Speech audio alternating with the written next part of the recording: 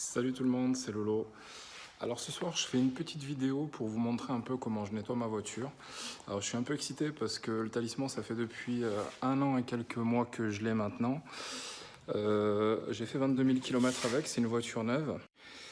Pour ceux qui me suivent, vous savez que j'en prends soin. Là ça fait depuis quelques temps que j'ai pas eu le temps de m'en occuper parce que j'avais d'autres activités assez importantes. Alors ce soir je fais cette petite vidéo pour vous montrer un peu les produits que j'utilise, pour vous montrer un peu la technique que j'utilise et puis ce que je fais quand je nettoie mes véhicules en général.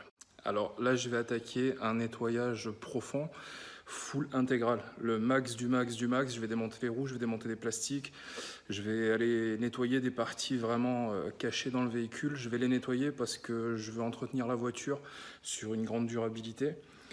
Et c'est vrai qu'aujourd'hui, quand on parle nettoyage, on parle juste lavage, aspiration et traitement éventuellement des plastiques. Moi, je vais un petit peu plus loin, je fais dans le detailing. Donc le detailing, c'est vraiment le nettoyage en profondeur, le nettoyage vraiment au petit détail, d'où le mot detailing. Donc je fais ça depuis quelques années maintenant. Aujourd'hui, je suis pour certains maniaque. En réalité, pas du tout, c'est juste que je suis passionné par les véhicules. Et c'est vrai que quand on nettoie des voitures, quand on prend le temps de vraiment les bichonner, elles durent plus longtemps, elles sont plus jolies plus longtemps et on a beaucoup moins de soucis d'ordre esthétique et voire même mécanique. Alors pour commencer cette petite vidéo, je vais faire un petit peu le tour du propriétaire.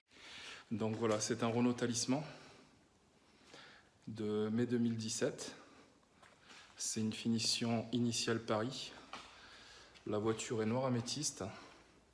Elle a toutes les options possibles et imaginables sur ce modèle, avec une finition cuir gris clair, biton. Alors, je ne vais pas vous montrer l'intégralité des petits défauts, mais je vais quand même essayer de vous montrer la partie la plus dégradée, on va dire. Je suis parti en vacances en Corse pendant 15 jours avec la voiture. Donc on a eu un soleil très important pendant 15 jours. On a traversé la Méditerranée et on a rencontré tout un tas de petits pépins sur la route, d'où l'état, on va dire, de la voiture. J'ai fait exprès de la laisser comme ça justement pour vous montrer un nettoyage en profondeur. Donc là, les pneus sont un petit peu bouffés par les UV. Les jantes sont pleines d'oxyde de fer. La carrosserie, n'en parlons pas. En plus, il a plu il y a quelques jours, donc j'ai roulé sous la pluie. Je fais énormément d'autoroute avec. Alors sur photo, ça rend pas vraiment comme dans la réalité. Alors, pour ceux qui me connaissent, c'est vrai que j'ai tendance à utiliser plusieurs produits de plusieurs marques différentes. Pourquoi? Parce que les marques ne font pas que des produits exceptionnels. Il y en a qui vont être très doués dans des produits de lavage, d'autres qui vont être très bons dans des produits de nettoyage pour le cuir, pour les vitres, etc., etc. Donc vous verrez tout au long de la vidéo que je vais utiliser tout un tas de produits de marques différentes et de conceptions différentes. Pour moi, le principal, c'est l'efficacité du produit. Quand on fait ce genre de démarche, on est censé utiliser le moins possible la force. C'est vraiment les produits qui doivent agir sur la carrosserie et pas la force mécanique, donc l'humain, ou les machines quand on utilise des machines. Moi, je privilégie vraiment la qualité des produits. Donc, je vais en utiliser pas mal. J'en connais beaucoup. J'en ai utilisé énormément. J'en ai testé des tonnes et des tonnes.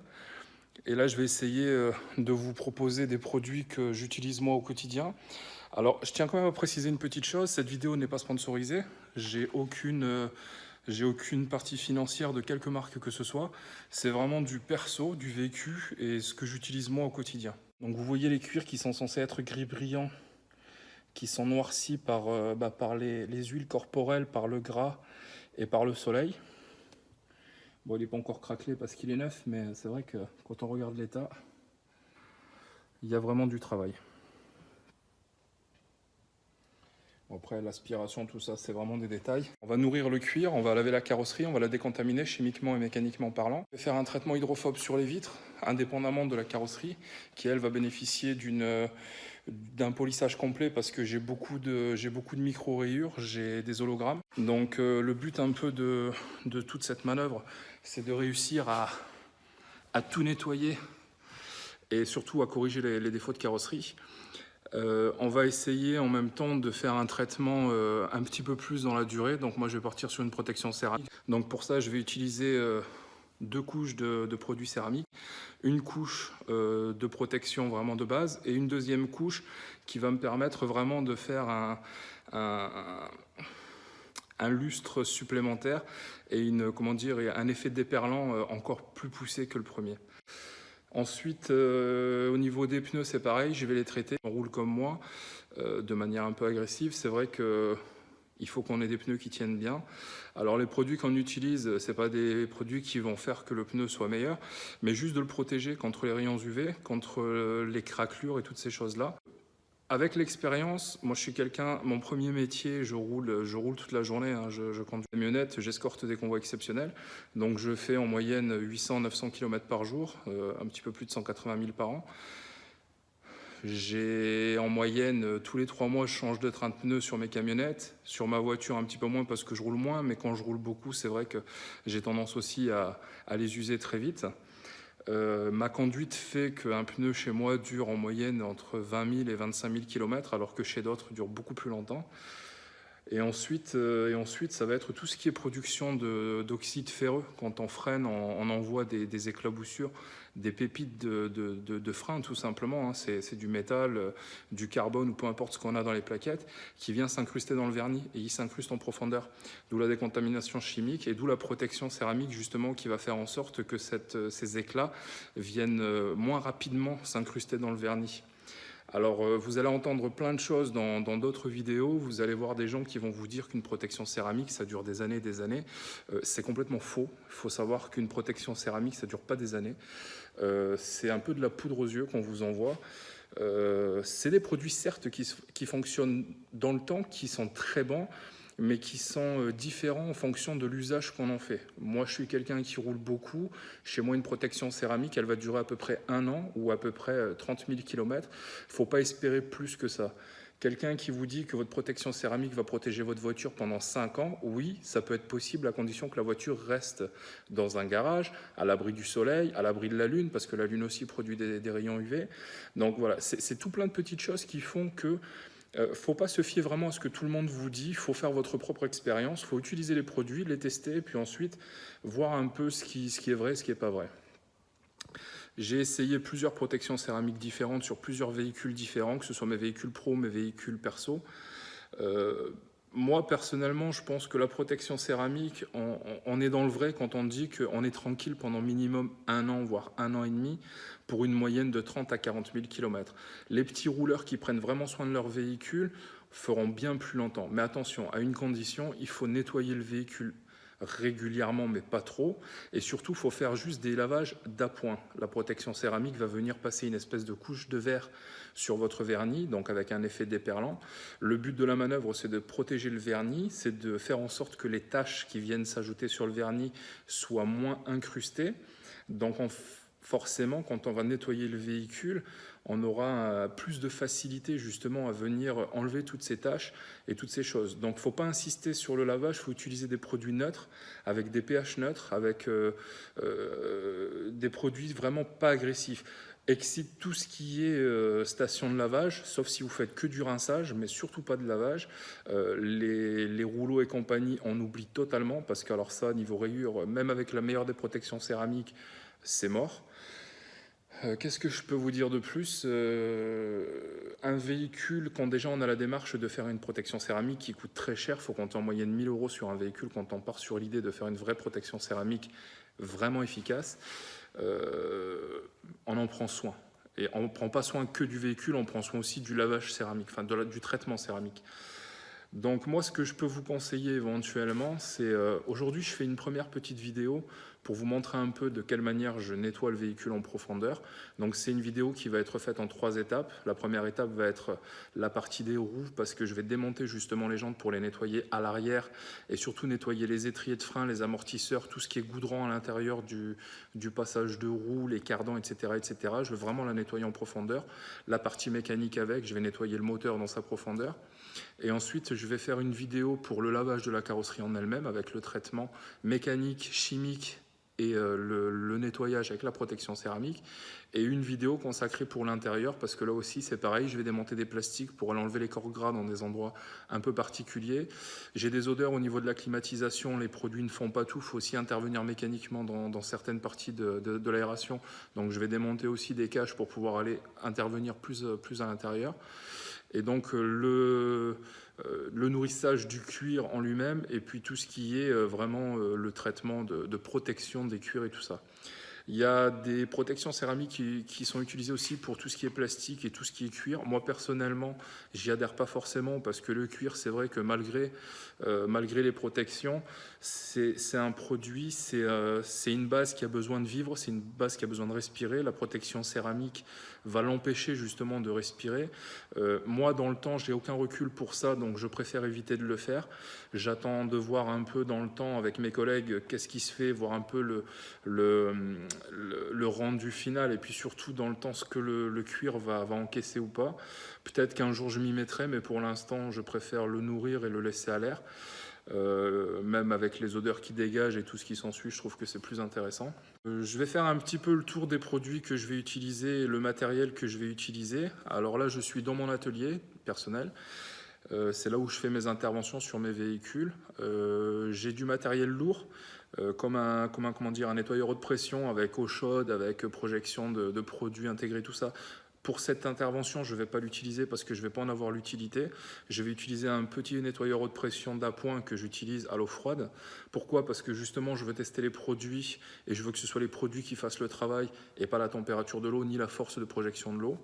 Compresseur, c'est un compresseur vraiment juste qui va m'être utile pour souffler certaines parties où je ne pourrais pas avoir accès avec mes pinceaux. Et puis éventuellement pour souffler les parties de la carrosserie que je vais vouloir sécher. Au niveau de l'aspirateur, c'est pareil, j'utilise un aspirateur qui fonctionne très bien, il n'y a pas besoin d'acheter des matériaux très chers, très haut de gamme, ça ne sert pas vraiment à grand chose. C'est vraiment la façon qu'on a de les utiliser qui vont faire toute la qualité du travail et le rendu final. Quand on met des sommes astronomiques dans des produits ou dans du matériel, à la base on est censé ne pas nous se fatiguer à faire les choses, c'est le matériel et le produit qui sont censés faire les choses. Donc vraiment, je vous conseille avant d'investir dans du gros matos, d'utiliser les produits, de les tester, de trouver ceux qui vous correspondent. Et ensuite, en fonction de ça, investissez dans le matériel qui vous plaît. Voilà. Là, vous allez voir sur cette table les produits que je vais utiliser pour cette intervention. Donc on a toute la panoplie au niveau du pré-lavage, au niveau du lavage, au niveau du rinçage, les vitres, le cuir, les protections céramiques là-bas dessus. Donc vous voyez, il y en a deux. J'utilise la céramique cristal et la Carpro, la Sicuxi Quartz, qui aussi fonctionne très bien. Ici, j'ai tout l'outillage qui va me permettre d'intervenir, des microfibres de plusieurs qualités différentes, des pinceaux, des brosses pour les roues et pour les endroits un peu plus compliqués d'accès sur la carrosserie, mes barres d'argile. Pareil, plusieurs couleurs qui correspondent à plusieurs grains différents. Les gants de nettoyage. Le scotch pour cacher les méthodes de polissage et de lustrage, etc. etc. Voilà, donc vous verrez dans cette petite intervention que je suis un adepte de la marque Carpro. C'est des produits très efficaces. J'en utilise beaucoup. C'est pas ce qu'il y a de moins cher, mais c'est ce qu'il y a de très bonne qualité à mon sens. Là, par exemple, l'Ironix, c'est le produit qui va m'enlever tous les résidus ferreux sur la carrosserie. C'est un produit qui change de couleur une fois qu'il agit. Moi, je le trouve très bien, mais attention quand on l'utilise, ce sont des produits chimiques. À bien veiller à bien vous protéger les mains, le nez, si vraiment il y a des émanations, il faut se protéger au maximum. Et puis voilà, donc c'est fini pour le moment, je vous fais que cette petite vidéo de présentation, je vais attaquer maintenant le nettoyage, et puis je mettrai les vidéos en ligne au fur et à mesure que je finis mes étapes, les 3 fameuses étapes justement, donc qui seront décomposées aussi par plusieurs étapes. Je souhaite à tous une bonne soirée, comme vous voyez c'est la nuit, il est quasiment minuit. J'ai choisi de faire cette vidéo à cette heure-ci, puis de commencer mon nettoyage à cette heure-ci, parce qu'il y a à peu près une vingtaine d'heures de travail sur la voiture. Et donc voilà, comme demain c'est le 15 août, j'avais envie d'avoir un maximum de temps, comme je dis, je reprends le travail, j'avais envie d'avoir un maximum de temps pour pouvoir faire cette voiture. Alors attention, juste une petite précision, chose que certains ne vous diront pas. Quand on se lance dans le nettoyage avec une protection céramique sur une voiture, veillez à avoir le temps de faire votre travail, mais surtout veillez à pouvoir immobiliser le véhicule 2 jours après la fin de l'intervention. C'est-à-dire que la protection céramique a besoin de reposer, a besoin de cristaller sur le véhicule. Et donc pour ça, il faut laisser le véhicule à l'abri de tous les intempéries possibles et imaginables, que ce soit le soleil, que ce soit la pluie, que ce soit le vent, etc. etc. Même le roulage en lui-même pour éviter qu'il y ait des petites projections qui viennent se faire dessus. Donc quand vous faites votre nettoyage, quand vous le prévoyez, prévoyez le temps qu'il faut après pour laisser le véhicule au repos et libre, quoi. Ok, ça serait un peu dommage de vous casser la tête à faire une protection pour que derrière elle soit tout de suite flinguée parce que vous roulez avec le véhicule. Voilà, c'était mes conseils, ça n'implique que moi, c'est du vécu, c'est une façon de faire. Tout le monde n'aura pas la même. Maintenant, ce que je vous propose, c'est de faire à votre tour vos tests. Et puis, voilà. Allez, à très bientôt. Ciao.